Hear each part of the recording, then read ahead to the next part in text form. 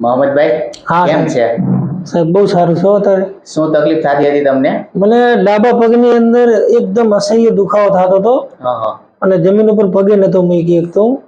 પછી તમારો વિડીયો જોયો અને વિડીયો દેખ્યો એટલે બધા 4-5 વિડીયો જોયા પછી તમને બતાવવા આવ્યો. પછી તમે કીધું કે સાયટિકાની તકલીફ છે, 5મા નંબરના મણકાની નસ દબાણી છે.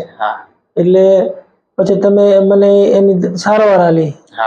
એ સારવાર 3-4 વાર મેં તમારા જોડેથી લીધી અને આજે મને જરા પણ કોઈ સહેજ પણ દુખાવો નથી. હું મારો રોજિંદાનો હરેક કામ કરી શકું.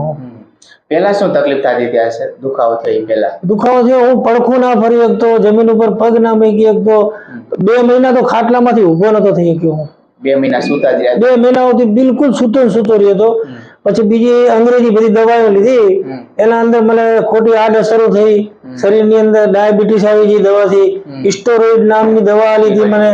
સ્ટેરોઇડ નામની દવાથી મને ડાયાબિટીસ થઈ ગઈ હતી. પછી હું એકદમ માનસિકતાથી કંટાળી ગયો તો હું શું કરું આના માટે.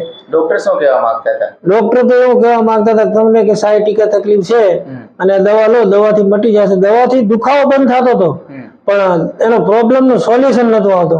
પાછો તો નહીં થઈ હતો એવું ને હું થઈ જાય દવાનો ડોઝ ઉતરે એટલે. અત્યારે તમને દુખાવો થાય છે ચાલવામાં કે બેસવામાં? ના, કોઈ જાતનો સાહેબ દુખાવો થતો નથી. બધું રેડી થઈ ગયું? બધું રેડી થઈ ગયું. દવા કેવું ચાલુ છે તમારે? ના, કોઈ દવા નહીં ચાલુ.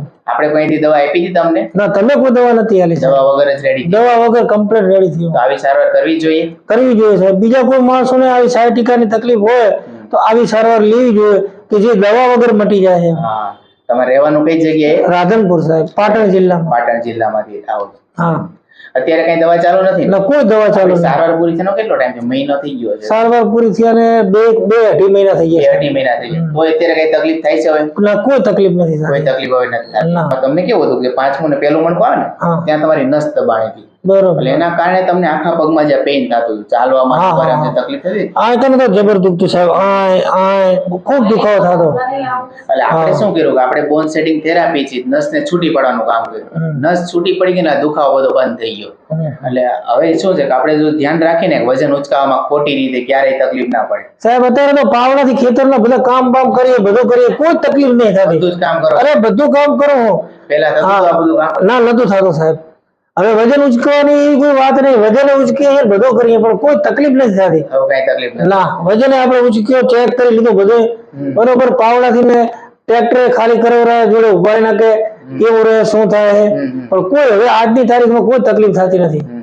તો આવી સારવાર કરવી જોઈએ? કરવી જોઈએ સાહેબ. દવા લેવા કરતા? ના, દવા વગરની એ સારવાર એટલે શરીરમાં તો કોઈ જાતની આડઅસર થવાની જ નહીં સાહેબ આનાથી. અને આવી સારવાર ખરેખર લેવી જોઈએ બીજા નહીં. હા, એટલે કેવું છે કે આપણે વિડીયો ઉતારવાનું કારણ જ છે કે બીજા લોકોને ખ્યાલ આવે. એમ જોઈએ એટલે ખ્યાલ આવે કે હકીકતમાં આનાથી મટી શકે. દવા વગર આ વસ્તુ મટી શકે. દવા લેવાથી મળતું નથી અને ઓપરેશન કરાવવાથી તો ઉપરથી દર્દી ફસાઈ જાય સાહેબ. ઓપરેશન તો આનું હલ નથી.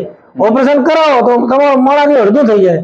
એમાં વાત પૂરી થઈ જાય. બધાને ઓપરેશનની જરૂર નથી પડતી. અમુક કેસમાં ઓપરેશન કરાવવું પડે પણ બધાને જરૂર નથી કે ઓપરેશન કરવું જ પડે એવું નથી હોતું. બરોબર. ઓપરેશન વગર થેરાપીથી મટી શકે. એટલા માટે આપણે આ બોન સેટિંગ થેરાપીથી આપણે બધાની સારવાર કરીએ છીએ. બરોબર. ના, ખૂબ સાહેબ સારું. ચાલો. હા સાહેબ.